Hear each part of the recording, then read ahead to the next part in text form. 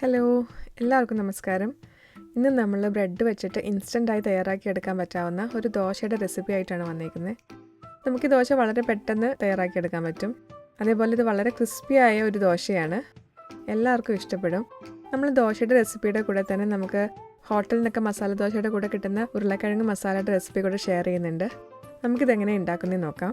അപ്പോൾ അതിന് മുന്നേ നമ്മുടെ ചാനൽ ഇതുവരെ സബ്സ്ക്രൈബ് ചെയ്തിട്ടില്ല എന്നുണ്ടെങ്കിൽ പ്ലീസ് സബ്സ്ക്രൈബ് ചെയ്യുക. കൂടെ തന്നെ ആ ബെൽ ബട്ടൺ കൂടെ ഒന്ന് അമർത്തുക.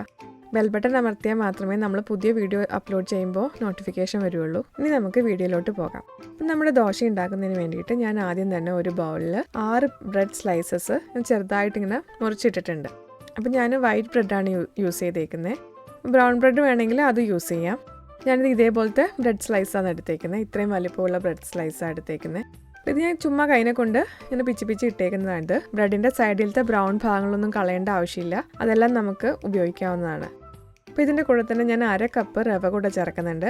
അപ്പോൾ ഇത് വറുക്കാത്ത റവയാണ് ഞാൻ ചേർത്തേക്കുന്നത്. നമ്മൾ സാധാരണ റവ, എനിക്ക് ഇവിടെ കിട്ടുന്ന റവ കുറച്ച് മഞ്ഞ കളറാണ്.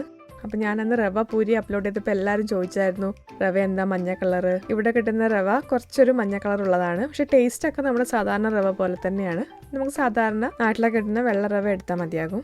ഇപ്പോൾ 2 കപ്പ് വെള്ളം ഒഴിച്ചിട്ട് നമുക്കൊരു 10 മിനിറ്റ് ഒന്ന് അടച്ചു വയ്ക്കാം. വെള്ളം ഞാൻ പച്ചവെള്ളം തന്നെയാണ് ഒഴിച്ചേക്കുന്നത്, ചൂടുവെള്ളമൊന്നുമല്ല. അപ്പോൾ നമ്മൾ ബ്രെഡും റവയൊക്കെ ഒന്ന് കുതിരുന്ന സമയത്ത് ഉരുളക്കിഴങ്ങ് മസാല ഉണ്ടാക്കാം. അപ്പോൾ അതിന് വേണ്ടിയിട്ട് ഞാൻ 3 ഉരുളക്കിഴങ്ങും പിന്നെ 1 സവാള, 2 പച്ചമുളക്, പിന്നെ ചെറിയ കഷ്ണം ഇഞ്ചി, ഇത്രയാണ് നമുക്ക് മെയിനായിട്ട് വേണ്ടത്. അപ്പോൾ കറി ഉണ്ടാക്കുന്നതിന് മുമ്പേ തന്നെ ഞാൻ ഉരുളക്കിഴങ്ങ് നന്നായിട്ട് കഴുകി ചെറുതായി മുറിച്ചിട്ട് അപ്പോൾ കുറച്ച് വെള്ളം ഒഴിച്ചിട്ട് ഞാനിതൊന്ന് വേവിച്ചെടുത്തിട്ടുണ്ട്. അപ്പോൾ ഉരുളക്കിഴങ്ങിൻ്റെ കഷ്ണങ്ങൾ ഒന്ന് മുങ്ങി നിൽക്കുന്ന അത്രയും വെള്ളം മതിയാകും. പിന്നെ ഒരു 1/2 ടീസ്പൂണ് ഉപ്പും കൂടെ ചേർത്തിട്ട് ഒന്ന് വേവിച്ചെടുത്തിട്ടുണ്ട്. ഇനി നമുക്ക് പെട്ടെന്ന് ഉണ്ടാക്കി തുടങ്ങാം. അപ്പോൾ അതിന് വേണ്ടിയിട്ട് ഞാനൊരു പാൻ ചൂടാക്കി അതിൽ 1 ടേബിൾ സ്പൂൺ വെളിച്ചെണ്ണ ചേർത്ത് കൊടുക്കുന്നുണ്ട്. പിന്നെ 1/4 ടീസ്പൂൺ കടുകും 1/4 ടീസ്പൂൺ ജീരകവും കൂടെ ചേർത്ത് കൊടുക്കുന്നുണ്ട്. അപ്പോൾ ജീരകവും കടുകൊക്കെ ഒന്ന് പൊട്ടി വരുമ്പോൾ നമുക്ക് കുറച്ച് കറിവേപ്പില ഇട്ട് കൊടുക്കാം. ഇപ്പോൾ കറിവേപ്പില ഞാൻ ഫ്രോസൺ കറിവേപ്പില ഉപയോഗിക്കുന്നത്, അതുകൊണ്ടാണ് കളർ കുറച്ച് വ്യത്യാസം. ഇവിടെ നമുക്ക് ഫ്രഷ് കറി ലീവ്സ് ഇടയ്ക്കൊക്കെ വരാറുള്ളൂ. ഫ്രോസൺ കറിവേപ്പില ഞാനിപ്പോൾ ഉപയോഗിച്ചേക്കുന്നത്. പിന്നെ ഇതിലേക്ക് നമുക്ക് 1 സവാള നീളത്തിൽ അരിഞ്ഞത് ചേർത്ത് കൊടുക്കാം. പിന്നെ 2 പച്ചമുളക് ഞാൻ നീളത്തിൽ തന്നെ അരിഞ്ഞേക്കുന്നത്. പിന്നെ ഒരു 1/4 ടീസ്പൂൺ ഉപ്പ് ചേർത്ത് കൊടുക്കുന്നുണ്ട്. ഉപ്പ് ഞാൻ ഉരുളക്കിഴങ്ങ് വേവിക്കുമ്പോഴും ഒരു 1/2 ടീസ്പൂൺ ഉപ്പ് ചേർക്കുന്നുണ്ട്, അതുകൊണ്ടാണ് ഇപ്പോൾ 1/4 ടീസ്പൂൺ മാത്രം ചേർത്ത് കൊടുക്കുന്നത്. പിന്നെ ഒരു 1/4 ടീസ്പൂൺ മഞ്ഞൾപ്പൊടി കൂടെ ചേർത്ത് കൊടുക്കാം. ഇത്രയും ചേർത്ത് കൊടുത്തിട്ട് നമുക്ക് സവാള ഒന്ന് നന്നായിട്ട് വഴറ്റിയെടുക്കാം. അപ്പോൾ ബ്രൗൺ കളറൊന്നും ആവണ്ട, സവാള ഒന്ന് ചെറുതായിട്ടൊന്ന് വെന്ത് വന്നാൽ മതിയാകും. ഇപ്പോൾ സവാള നന്നായിട്ട് വെന്ത് വന്നിട്ടുണ്ട്. ഞാൻ നേരത്തെ സവാളയും പച്ചമുളകൊക്കെ ഇടുമ്പോൾ ഇഞ്ചി ഇടാൻ മറന്നുപോയി. നമുക്ക് ഇഞ്ചി അപ്പം തന്നെ ഇട്ട് കൊടുക്കാം. ഒരു 1/2 ടീസ്പൂൺ ഇഞ്ചിയുടെ പേസ്റ്റാണ് ഇട്ട് കൊടുക്കുന്നത്. അപ്പോൾ പേസ്റ്റ് ഇല്ലാന്നുണ്ടെങ്കിൽ നമുക്ക് ചെറുതായിട്ട് കുനുകുന അരിഞ്ഞ് ഇട്ട് കൊടുക്കാം, അല്ലെങ്കിൽ ഒരു നമ്മുടെ ഗ്രേറ്ററിൽ വെച്ചിട്ട് ഇങ്ങനെ ചുരണ്ടിയിട്ട് ഇട്ട് കൊടുക്കാം. അപ്പോൾ ഇഞ്ചി ഇട്ടിട്ട് ഒന്ന് നമുക്ക് മൂപ്പിച്ചെടുക്കാം. അപ്പോൾ ഇഞ്ചിയുടെ പച്ചമണമൊക്കെ മാറി വന്നിട്ടുണ്ട്. നമുക്കിനി ഇതിനകത്തോട്ട് നമ്മുടെ വേവിച്ച് വെച്ചേക്കുന്ന ഉരുളക്കിഴങ്ങ് ചേർത്ത് കൊടുക്കാം. അപ്പോൾ ഉരുളക്കിഴങ്ങ് വേവിക്കുമ്പോൾ നമ്മൾ ഒരുപാട് വെള്ളം ചേർത്ത് കൊടുക്കാൻ പാടില്ല.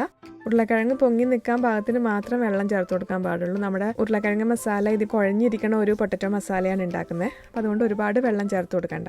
ഉരുളക്കിഴങ്ങൊക്കെ ചേർത്ത് കൊടുത്തിട്ട് നമുക്കൊന്ന് മിക്സ് ചെയ്തെടുക്കാം. ഇപ്പോൾ നന്നായിട്ടൊന്ന് മിക്സ് ആയിട്ടുണ്ട്. നമുക്ക് ഈ ഉരുളക്കിഴങ്ങ് ഒരു ഫോർക്ക് വെച്ചിട്ട് ഒന്ന് ഉടച്ചു കൊടുക്കാം. ഉടച്ചു കൊടുത്താലാണ് നമുക്ക് ശരിക്കും ഉള്ളിൽ വെക്കണ ആ ഒരു മസാലയുടെ പോലെ വരുള്ളൂ. നമുക്കത് നന്നായിട്ടൊന്ന് ഉടച്ചു കൊടുക്കാം. ഫോർക്ക് വെച്ചിട്ട് കുറേ ഉരുളക്കിഴങ്ങൊക്കെ ഉടച്ചു കൊടുത്തിട്ടുണ്ട്. നമുക്ക് എല്ലാം കൂടെ ഒന്ന് നന്നായിട്ടൊന്ന് മിക്സ് ചെയ്തെടുക്കാം. എല്ലാം നന്നായിട്ട് നമ്മുടെ ഉരുളക്കിഴങ്ങ് എല്ലാ മസാലയൊക്കെ ആയിട്ട് നന്നായിട്ട് മിക്സായി വന്നിട്ടുണ്ട്. നമ്മുടെ ഉരുളക്കിഴങ്ങ് മസാല റെഡിയായി. ഇത് വളരെ പെട്ടെന്ന് നമുക്ക് തയ്യാറാക്കി എടുക്കാൻ പറ്റും. ഇത് കഴിച്ചു നോക്കിയാൽ നമുക്ക് ശരിക്കും ഹോട്ടലിൽ നിന്ന് കിട്ടുന്ന അതേ മസാലയുടെ ടേസ്റ്റാണ്. അപ്പോൾ എല്ലാവരും ഒന്ന് ട്രൈ ചെയ്ത് നോക്കണം. ഇനി നമുക്ക് നമ്മുടെ ദോശയുടെ പരിപാടി നോക്കാം. നമ്മുടെ റവയും ബ്രെഡൊക്കെ നന്നായിട്ട് കുതിർന്ന് വന്നിട്ടുണ്ട്. നമുക്കിതൊരു മിക്സിയിലോട്ട് ഇട്ട് കൊടുക്കാം. ഞാനിതൊരു മിക്സിയിലോട്ട് മാറ്റിയിട്ടുണ്ട്. ഇനി ഇതിനകത്തേക്ക് നമുക്ക് 1 ടീസ്പൂൺ ഉപ്പ് ചേർത്ത് കൊടുക്കാം. പിന്നെ ഒരു 3 ടേബിൾ സ്പൂൺ അരിപ്പൊടി. അപ്പോൾ അരിപ്പൊടി ഞാൻ വറുത്ത നേരിയ അരിപ്പൊടിയാണ് ചേർത്ത് കൊടുക്കുന്നത്. അതിൻ്റെ കൂടെ തന്നെ നമുക്ക് 1 ടീസ്പൂൺ ലെമൺ ജ്യൂസും ചേർത്ത് കൊടുക്കാം. ലെമൺ ജ്യൂസ് ഞാൻ ദോശക്കൊരു പുളി കിട്ടാൻ വേണ്ടിയിട്ടാണ് കൊടുക്കുന്നത്. ലെമൺ ജ്യൂസ് ഇല്ലാന്നുണ്ടെങ്കിൽ നമുക്ക് തൈര് ചേർത്ത് കൊടുക്കാം. നമ്മൾ തൈരിൻ്റെ പുളി അനുസരിച്ചിട്ട് ഒരു 2 ടേബിൾ സ്പൂണൊക്കെ ചേർത്ത് കൊടുക്കാം. അപ്പോൾ തൈരാണ് ചേർക്കുന്നതെന്നുണ്ടെങ്കിൽ നമ്മൾ വെള്ളത്തിൻ്റെ അളവ് ഒന്ന് ശ്രദ്ധിക്കണം. ഇതിൻ്റെ കൂടെ തന്നെ ഞാൻ 1/4 കപ്പ് വെള്ളം കൂടെ ചേർത്തിട്ടാണ് അരച്ചെടുക്കുന്നത്. അപ്പോൾ ഇത് നല്ല തരിയൊന്നും ഇല്ലാതെ നല്ല പേസ്റ്റ് പോലെ അരച്ചെടുക്കണം. അപ്പം നമ്മൾ ദോശക്കൂട്ട് നല്ലപോലെ അരിഞ്ഞു വന്നിട്ടുണ്ട്. നമുക്കിതിനൊരു പാത്രത്തിലോട്ട് മാറ്റാം. സാധാരണ ദോശ ഉണ്ടാക്കണ പോലെ കുറച്ച് ലൂസായിട്ടുള്ള കൺസിസ്റ്റൻസിയിൽ വേണം നമുക്ക് ദോശ ബാറ്റർ. ഇനി നമുക്കിതിനകത്തോട്ട് ഒരു നുള്ള്, ഇപ്പോൾ ഒരു 1/4 ടീസ്പൂണിൻ്റെ പകുതി ബേക്കിംഗ് സോഡ ചേർത്ത് കൊടുക്കാം. ബേക്കിംഗ് സോഡ ചേർത്ത് കൊടുത്തിട്ട് നമുക്ക് ഒന്നുകൂടെ നന്നായിട്ടൊന്ന് ഇളക്കിയെടുക്കാം. ഇപ്പോൾ നമ്മുടെ ദോശയുടെ ബാറ്റർ നന്നായിട്ടൊന്ന് ഇളക്കിയെടുത്തിട്ടുണ്ട്. ഇനി നമുക്ക് ദോശ ചുട്ടു തുടങ്ങാം. അപ്പോൾ ലോ ഫ്ലെയിമിലാണ് ദോശ ചുടുന്നത്. അപ്പോൾ ഞാനൊരു പാന് ലോ ഫ്ലെയിമിൽ ചൂടാക്കിയിട്ടുണ്ട്. അപ്പോൾ നോൺ സ്റ്റിക്കിൻ്റെ പാനാണ് ഞാൻ എടുത്തേക്കുന്നത്. അപ്പോൾ ഞാൻ അതിനകത്തോട്ട് എണ്ണയൊന്നും ചേർക്കുന്നില്ല. ഒരു ടിഷ്യൂ നനച്ചിട്ട് ചെറുതായിട്ടൊന്ന് തുടച്ചു കൊടുക്കുന്നുണ്ട്. അങ്ങനെ ചെയ്യുമ്പോൾ നമ്മുടെ ദോശക്കല്ലിൻ്റെ ടെമ്പറേച്ചർ നമുക്ക് കൂടാണ്ട് നോക്കാൻ പറ്റും. അപ്പോൾ ഞാൻ എപ്പോഴും ലോ ഫ്ലെയിമിലാണ് ഈ ദോശ ചുട്ടെടുക്കേണ്ടത്.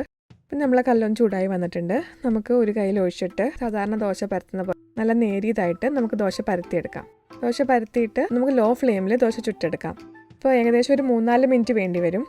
ദോശ കുറച്ചൊന്ന് മേൽഭാഗമൊക്കെ ഒന്ന് വെന്ത് വരുമ്പോൾ നമുക്ക് കുറച്ചൊരു എണ്ണയോ അല്ലെങ്കിൽ നെയ്യോ ഒഴിച്ചു കൊടുക്കാം. നെയ്യ് അല്ലെങ്കിൽ ഈ ഓയിലോ ഒഴിച്ചു കൊടുക്കുമ്പോഴാണ് നമ്മൾ ദോശ ഒന്നുകൂടെ നന്നായിട്ട് മൊരിഞ്ഞ് വരുന്നത്. ദോശ ഇപ്പം നല്ലപോലെ മൊരിഞ്ഞ് വന്നിട്ടുണ്ട്. നമുക്കിതിനും ഒരു പാത്രത്തിലോട്ട് മാറ്റി വയ്ക്കാം. അപ്പോൾ ഇങ്ങനെ ഉണ്ടാക്കുമ്പോൾ നമുക്ക് നല്ല ക്രിസ്പി ആയിട്ടുള്ള ദോശയാണ് കിട്ടുക. ഇതേപോലെ നമുക്ക് എല്ലാ ദോശയും ചുട്ടെടുക്കാം. അപ്പോൾ ഞാനൊരു ദോശ കോൺ പോലെ എടുക്കുന്നുണ്ട്. അപ്പോൾ ഇവിടെ കുട്ടികൾക്കൊക്കെ കോൺ പോലെയുള്ള ദോശ ഇഷ്ടമാണ്. അപ്പോൾ അതിന് വേണ്ടിയിട്ട് ഞാനിപ്പോൾ ഒരു കത്രികനെ കൊണ്ട് മുറിക്കുക ചെയ്യുന്നത്. കാരണം നോൺ സ്റ്റിക്ക് ആയതുകൊണ്ട് ചട്ടുകം വെച്ച് മുറിക്കുമ്പോൾ നോൺ സ്റ്റിക്ക് ചീത്തയാവുന്നതുകൊണ്ട് ഞാനിപ്പോൾ ജസ്റ്റ് ഒരു കത്രിക വെച്ചിട്ട് മുറിച്ചിട്ടാണ് കോൺ ഷേപ്പ് ഉണ്ടാക്കിയെടുക്കുന്നത്. ഇപ്പം സാധാരണ ഇരുമ്പിൻ്റെ ചെഞ്ചട്ടിയാണെന്നുണ്ടെങ്കിൽ നമുക്ക് ചട്ടുകം കൊണ്ട് തന്നെ മുറിച്ച് ഷേപ്പ് ആക്കാം. അപ്പോൾ ഞാൻ എല്ലാ ദോശയും ഇപ്പോൾ ചുട്ട് കഴിഞ്ഞിട്ടുണ്ട്. ഈ റെസിപ്പി വെച്ചിട്ട് ഇതേ സൈസിൽ ഒരു 10-11 ദോശ നമുക്ക് ചുട്ടെടുക്കാം. വളരെ പെട്ടെന്ന് തയ്യാറാക്കാൻ പറ്റാവുന്ന ഒരു റെസിപ്പിയാണിത്. നല്ല ക്രിസ്പി ആയിട്ടുള്ള നല്ല ടേസ്റ്റി ആയിട്ടുള്ള ദോശയാണ് നമുക്ക് കിട്ടുന്നത്. വീട്ടിൽ ബ്രെഡ് ഉണ്ടെന്നുണ്ടെങ്കിൽ നമുക്ക് വളരെ പെട്ടെന്ന് തയ്യാറാക്കി എടുക്കാൻ പറ്റും. നല്ല ടേസ്റ്റുള്ളൊരു ദോശയാണ്. നമുക്കങ്ങനെ ബ്രെഡിനെ കൊണ്ട് ഉണ്ടാക്കിയേക്കണേ അങ്ങനെയൊന്നും അറിയില്ല. അപ്പോൾ പൊട്ടറ്റോ മസാല നമുക്ക് വേണമെന്നുണ്ടെങ്കിൽ മസാല ദോശ പോലെ തയ്യാറാക്കി എടുക്കാം. ഞാനിപ്പം കൂടെ തന്നെ വെച്ചേക്കുക ചെയ്യുന്നത്. ഇന്നത്തെ റെസിപ്പി എല്ലാവർക്കും ഇഷ്ടപ്പെട്ടു എന്ന് വിചാരിക്കുന്നു. എല്ലാവരും ട്രൈ ചെയ്ത് നോക്കണം. ട്രൈ ചെയ്തിട്ട് എല്ലാവരുടെ അഭിപ്രായങ്ങൾ അറിയിക്കണം. അപ്പോൾ എന്തെങ്കിലും സ്പെഷ്യൽ റെസിപ്പി റിക്വസ്റ്റ് ഉണ്ടെന്നുണ്ടെങ്കിൽ നിങ്ങൾ കമൻസിൽ അറിയിക്കണം. ഞാൻ ഉണ്ടാക്കാൻ ട്രൈ ചെയ്യാം. ഇനി നമുക്ക് അടുത്ത വീഡിയോയിൽ കാണാം. Thanks for watching.